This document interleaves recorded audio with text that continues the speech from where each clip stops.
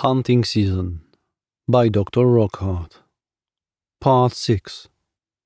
Chapter 12. An Unlikely Friend. Adira was forced to join the beast down by a nearby stream. Watching stiffly as he stood with his boots submerged in water, she tried to focus her attention elsewhere, still planning an escape, despite not being exactly threatened in any way. The sound of someone stepping out of water caused her to whirl back to attention, tense as ever when her creepy companion started to walk away from the stream and her. She stood there for a moment, watching him make his way past trees, secretly hoping he forget about her until he turned back and gave her a look. Adira couldn't even see the rest of his face still despite how bright the morning was, but the way he narrowed his eyes made her feel like he was telling her he expected her to follow, or else. She swallowed loudly and hurried behind him, biting the inside of her mouth as she struggled to figure out where to go from there. "I don't know why you need me here," Adira spoke slowly and loudly. "I'm no use to you. I just want to find my boyfriend. That's all."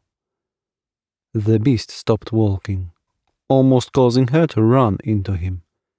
"Hello?" Adira asked carefully, noticing he was just standing there, staring at the floor. She thought maybe he was watching something and looked at the ground as well, but there was nothing. Maybe he was understanding her. Like I was saying, I have to go back to my people. We are searching for our families. Please, I don't have that long. If this is some cruel, sick game where I get eaten at the end, I at least want to be able to find Mitch and know he's okay. Or..." She stopped, and at once sadness overcame her.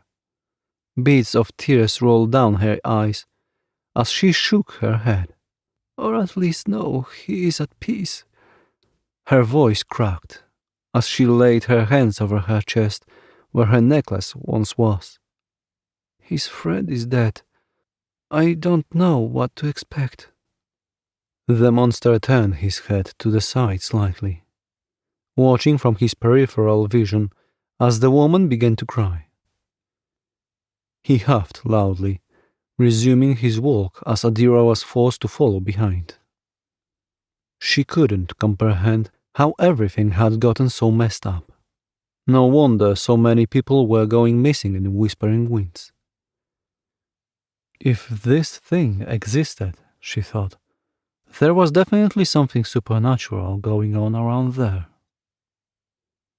It was too hard to believe and overwhelming for Adira.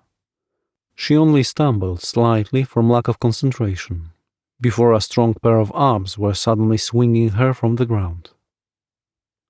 Adira gasped in shock as the creature was now carrying her in his arms, like some sort of Disney princess.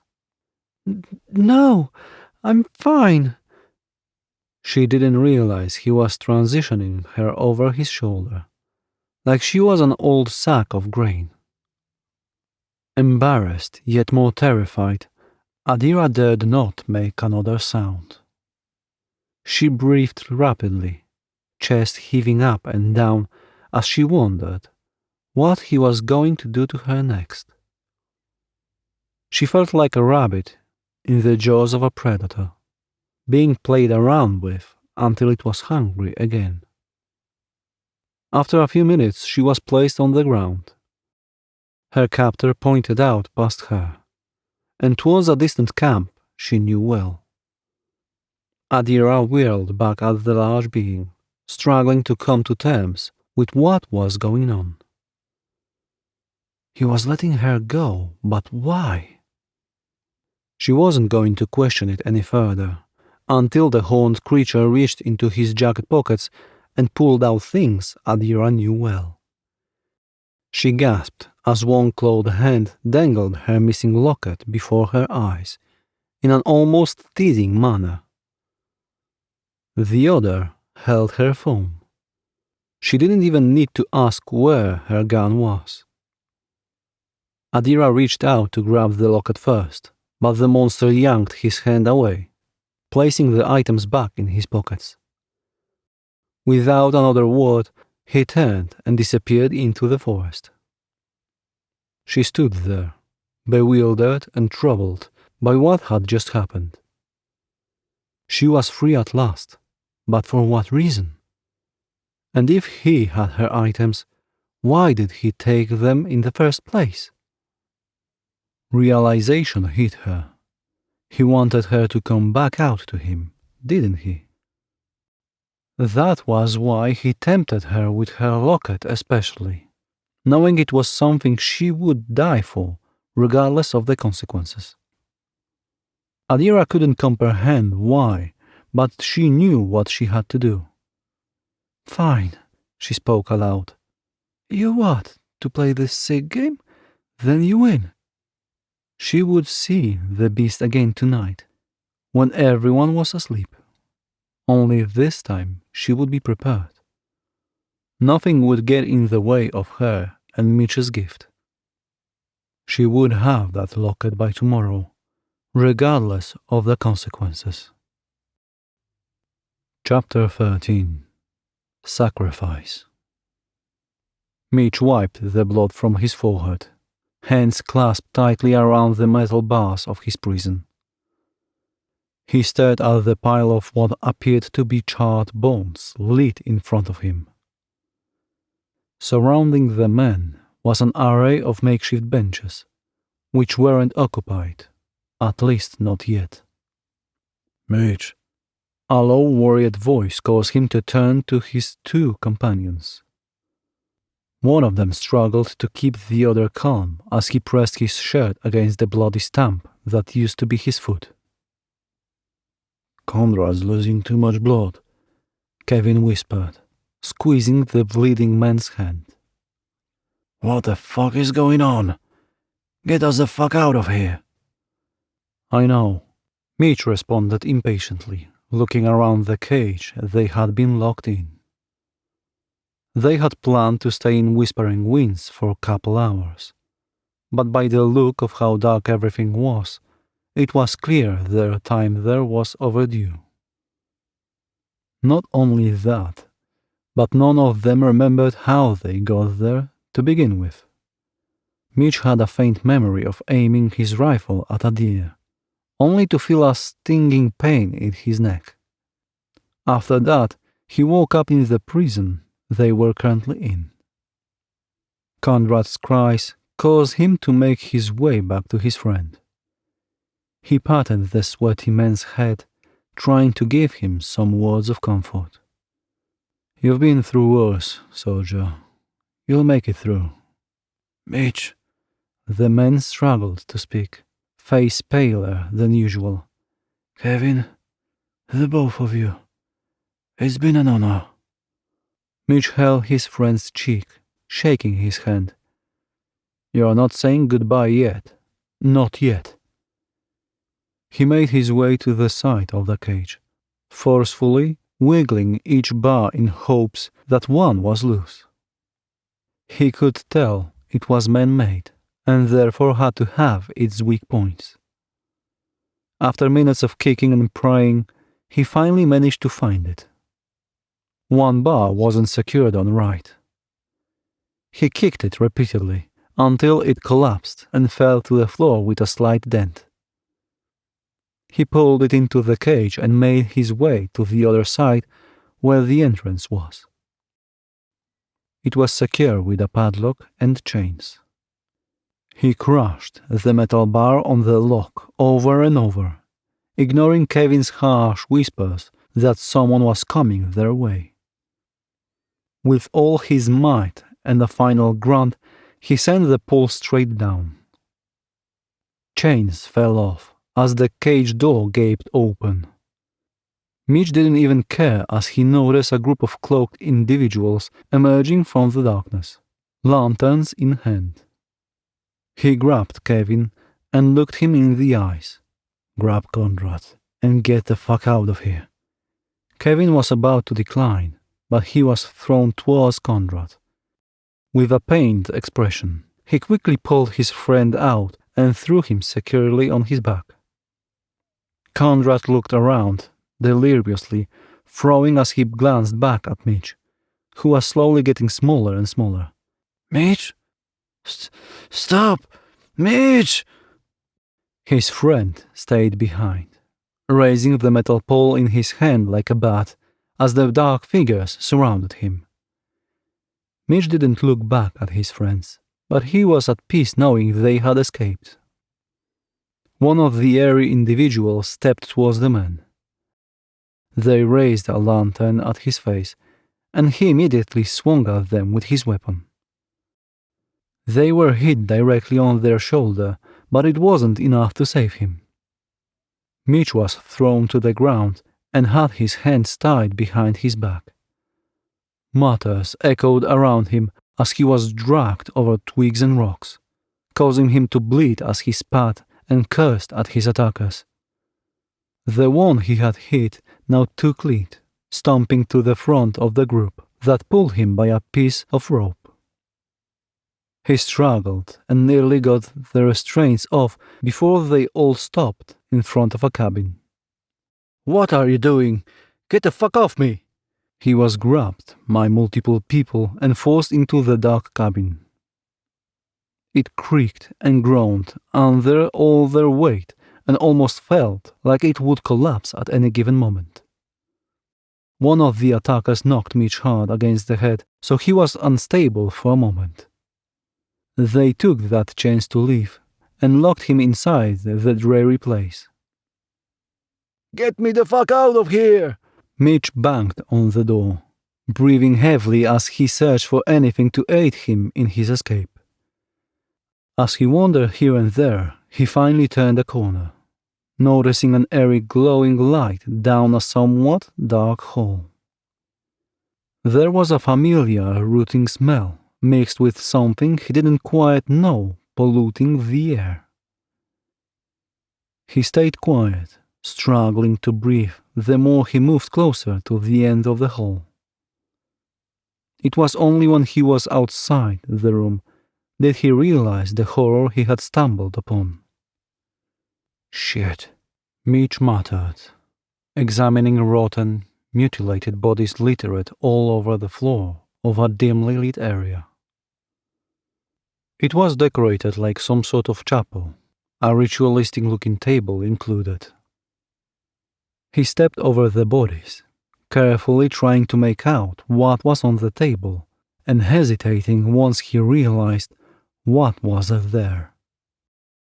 2 decaying withered heads were seated beside a gold figure. It was of a naked man sprouting horns from his head. The statue itself seemed to be stained with blood, but Mitch didn't look for too long. He covered his mouth, clutching a necklace wrapped around his neck. Whatever he was thrown into was far more serious than he could ever imagine. Mitch carefully stepped out of the room, suddenly stumbling into the wall as he fell to the ground. He struggled for air, panic mode activated as he covered his nose and mouth with the end of his shirt. He could hardly function now as his vision became warped and ugly. Mitch blinked rapidly, getting up as quickly as he could, before tripping over a lifted piece of wood from the floor. As he stayed there, the man could have sworn voices were chanting in his ears, and he aggressively shook his head to get them out. This was worse than anything he had ever experienced in his life. He lifted his bloodshot gaze and abruptly locked eyes with a horrifying sight. A monster with horns was kneeling like him, red eyes examining him carefully while it mimicked every move he made. Mitch quickly searched for a rock or anything hard around him, throwing whatever he had grabbed with all his might at the creature. It was gone in the blink of an eye, But the nightmare wasn't over. Mitch crawled to the corner of the cabin as he saw shadows and heard things he knew wasn't there. The cabin itself talked to him, speaking in a language he didn't understand. It was over for him, Mitch thought as a new sensation of pain began to build inside. He squeezed the necklace in his chest, saying goodbye to his lover for the final time. All the poor man could do now was scream endlessly into the night. Chapter 14. A Closer Connection.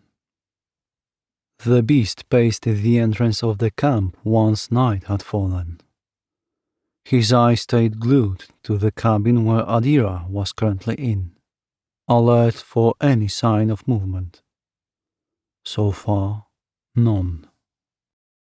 Throughout the day, he had been watching her through the eyes of birds. He noticed everyone back at camp had become much more alert since she returned. The one older woman, who reeked of suspicion, didn't seem to eat whatever Adira explained to them. But it all worked out. She stayed in her room for the day, not bothering to walk out for food or water. The blonde woman who had seen him before wasn't anywhere to be found, which was fine with the monster. He would have had to kill them all then and there if word of his existence got out. Movement from up ahead made the beast raise his head in attention. He watched the familiar woman creep out of her cabin, checking her wrist before shutting the door behind her. Adira sighed to herself as she cautiously glanced around, carefully making her way out of the camp. With all the strength she could muster, she gripped the knife in her pocket as tightly as she could. It was obvious to the monster she wasn't aware of his presence just yet, but he stayed put, standing out in the open so she could see him in all his glory. The monster's chest heaved up and down rapidly as he examined the woman, the way she walked, the strands of hair brushing against her cheek.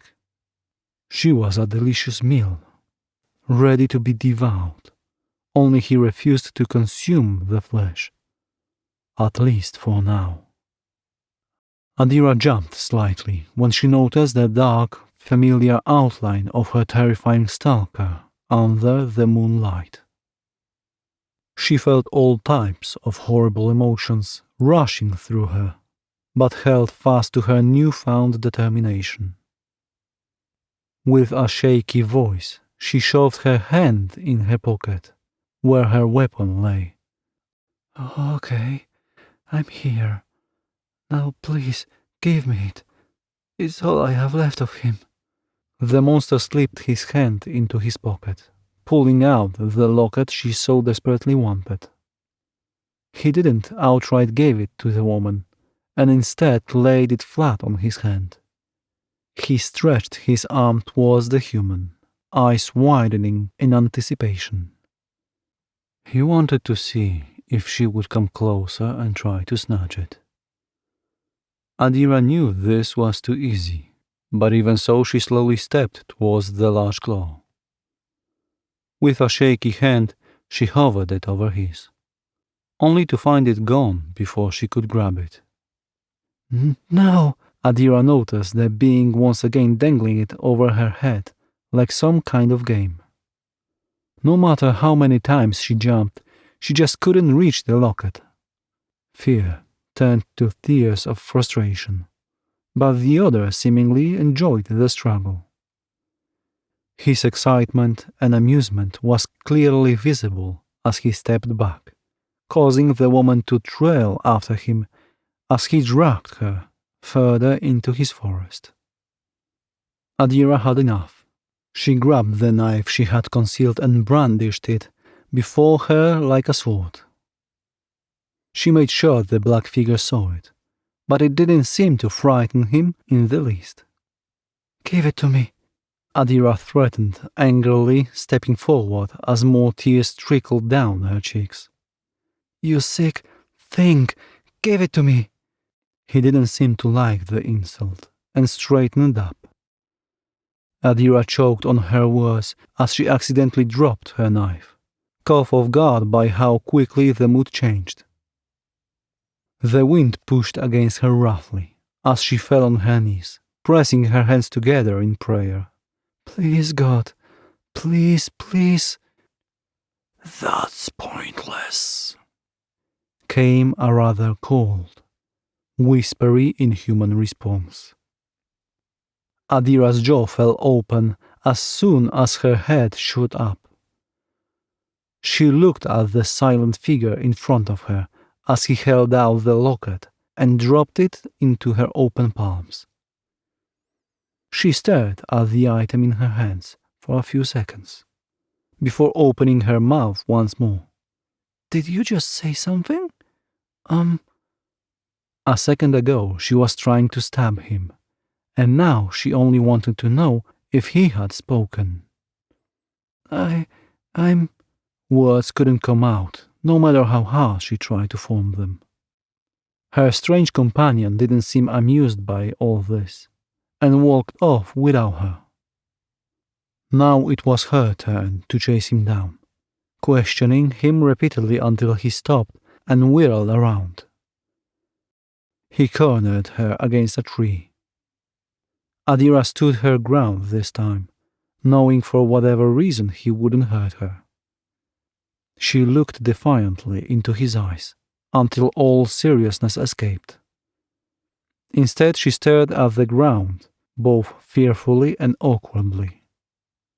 Adira was about to slide away until a sharp finger lifted up her chin, making eye contact with the beast once more. She felt paralyzed with fear until he handed her a phone. Her phone. Adira took it without a word, straightening up once the voice she heard before came from the being itself. "Tomorrow," was all he said, and Adira gave an unsure nod. Perhaps, she thought, as she stared at the locket in her hand, the monster might be of use. Thank you for listening to part 6 of A Hunting Season by Dr. Rockhard.